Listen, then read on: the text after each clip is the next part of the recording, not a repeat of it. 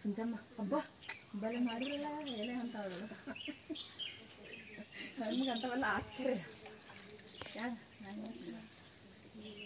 మన కుంకుమ లేదు అయితే అన్నం దిప్పతాయి కదా టైం ఇక్కడ పెళ్లి కావాల్సిన ఉద్యోగం రాకుంటుంది ఆ బట్టలు వదిలేసి రావు చేసి పూజ చేసుకుంటాం.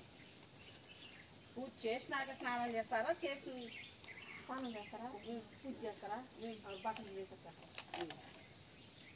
ఇక్కడ వదలరంటని వదలతారు.